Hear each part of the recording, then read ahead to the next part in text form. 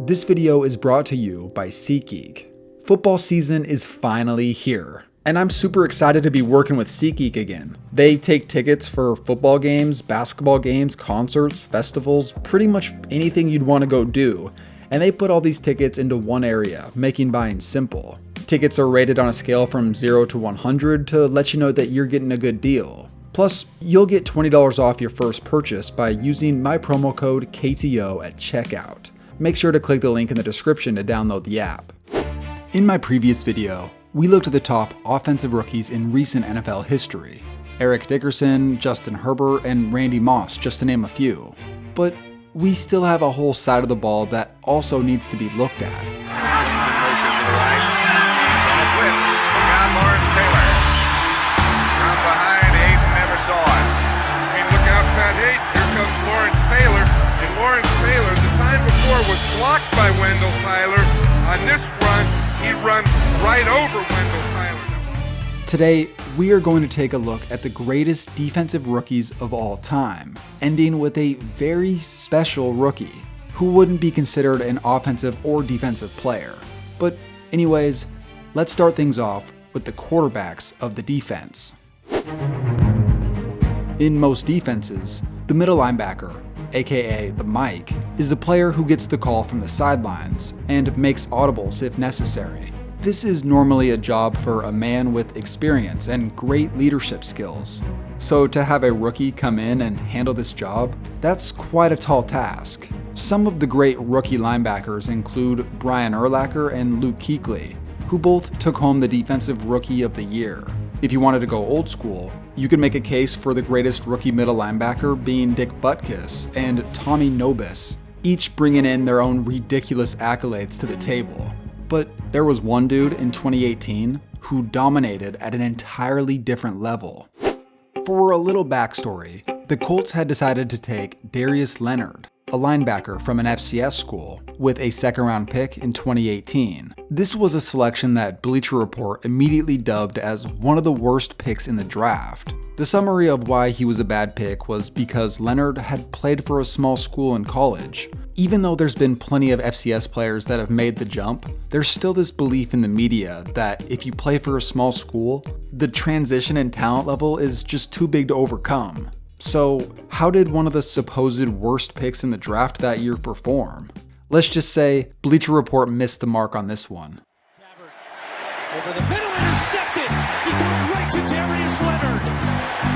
Leonard still on his feet with a flag down. Leonard would not only lead the Colts in tackles, but he led the entire NFL, and by a wide margin at that. Not only that, but Leonard achieved first-team All-Pro status that season, and many websites had him as one of the top linebackers in football at the time.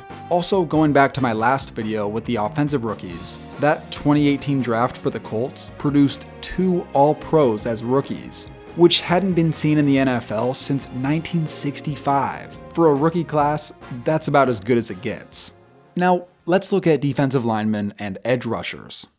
Defensive line is one of those positions that sees a lot of busts. Football can be boiled down to what happens in the trenches, and when you're a rookie going against the biggest, strongest, and most technically sound offensive linemen that there are, good luck. On the interior of the defensive line, Mean Joe Green started a culture shift in Pittsburgh in 1969. The team was awful, even his rookie season, but he started to become a centerpiece in what was eventually one of the most dominant defenses in league history. Over 40 years later, Ndamukong Suh entered the league in 2010 with hefty expectations. He went from a Heisman contender as a defensive tackle to blowing up NFL centers and guards as a rookie. His 10 sacks and 66 total tackles helped him achieve All-Pro status, and the Lions would become a playoff team the following year. Then on the outside of the defensive line, Al Bubba Baker very well could have had the single-season all-time sack record, but sacks didn't become an official stat for another 4 seasons.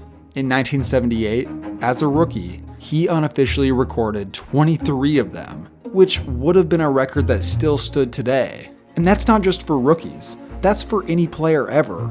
Another standout defensive end that I have to mention was Javon Curse, aka The Freak.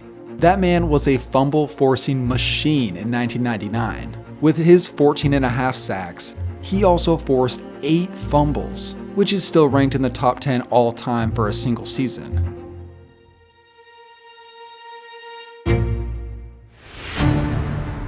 As far as outside linebackers or edge rushers go, Derek Thomas back in 1989 was a Pro Bowl level player with 10 sacks, 3 forced fumbles, and 75 total tackles. Then Von Miller highlighted the 2011 rookie class when he won Defensive Rookie of the Year. But 30 years before Von Miller began to dominate in Denver, there was something significant happening in New York. Lawrence Taylor entered the league as the number 2 overall pick.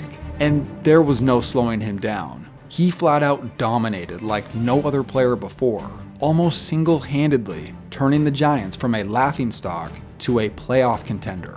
His rookie season marks something that had never happened, and may never happen again. Not only was LT the Rookie of the Year, but he also was the Defensive Player of the Year. It wouldn't be a stretch to say that he was already the best player in the league at that point. His speed and power combined, it was unlike anything the NFL had seen. He changed the landscape of NFL play calling because he was so unblockable, and that had all begun during his rookie season. As far as safeties go, 2 names that really stand out when it comes to ridiculous production was Paul Krauss and Mark Carrier. Krauss entered the league at a unique time, back when the AFL and NFL hadn't yet merged. This allowed him to be selected in both drafts. However, he did end up choosing the NFL route with Washington. And let me tell you, this guy dominated. He set the league ablaze with 12 interceptions in 14 games, more than any other player at the time. This was quite the foreshadowing, as he went on to become the all-time career interception leader in the NFL. The other safety, Mark Carrier, was drafted in 1990 by the Chicago Bears, and he would go on to put up a ridiculous stat line of his own. A league-leading 10 interceptions, combined with 5 forced fumbles and a total of 122 tackles, helped Carrier to take home the Rookie of the Year. But here was something funny that was happening at the time. He wasn't the only Mark Carrier in the NFL. There was also the wide receiver Mark Carrier, who was a surprise Pro Bowl player the year before in 1989. So you could imagine the confusion at a bar or something when people were talking NFL football in 1990. The best part was these 2 actually went head-to-head twice in 1990, and I'll just play you this little clip I found. Things would get worse for the Bucks. Then he tests the birdie, looking for Mark Carrier. Instead, he finds Mark Carrier. Talk about a unique coincidence. Anyways, let's transition to the most demanding position athletically. Even though I haven't really talked about players pre-1960s, it is worth mentioning Dick Night Train Lane, who was so much better physically than the rest of the competition when he entered the league that quarterbacks struggled mightily throwing his way. He picked off an absurd 14 passes in just 12 games. That is an interception ratio that we almost certainly will never see again. He was also a tenacious tackler, and truly one of the old school greats. But now to fast forward to modern day football, some of the all-time rookie corners include Devin McCourty, Champ Bailey, Mike Haynes, and Everson Walls. But the one that really stands out above the rest was Ronnie Lott. Ronnie Lott entered the Niners locker room and immediately made an impact. Not only was he a menace in coverage, but the dude was a straight intimidator. He helped the Niners go from a laughingstock defensive unit to nearly the best scoring defense in football. This change was so dramatic that the Niners had surprisingly become one of the favorites to make a Super Bowl run out of nowhere. Dean goes up the middle. They do block him this time. Pass is picked off by Ronnie Lott. That's all she wrote. In their first playoff game in years, Lott intercepted 2 passes and took one of them to the house. From there, the Niners went on to win the Super Bowl, and thus a dynasty had begun to form. Lott, a unanimous first-team All-Pro, had already become one of the backbones of the franchise. And funny enough, he also has to be the greatest rookie to not win Rookie of the Year, due to entering the same season as Lawrence Taylor. Now, there is another defensive back worth mentioning, Patrick Peterson, I wouldn't put him at the same level of Ronnie Lott when it comes to defensive performance, but what he did in the return game, combined with his defensive performance that year, earns him a mention in this video. Peterson took 4 punts to the house as a rookie, which is absurd. That year, he was voted first team All-Pro for his return ability. We have not seen numbers in the return game like that since. In fact, we really hadn't seen anything like it since another rookie back in 2006.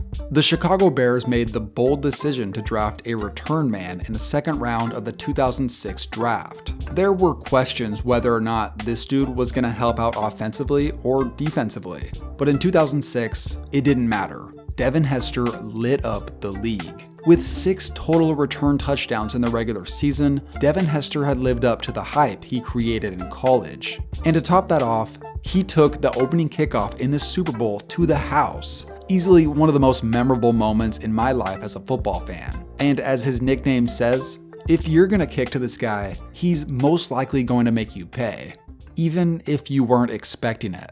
A 52-yard attempt into the notorious swirling winds of Giant Stadium. If he misses it, the Bears will get the ball at their own 42. Eagles to put it down. Feely's kick. Pressure kick. Not even close. And now Hester, after hesitating, he's going to run it out. And Hester is going to run it out past the 40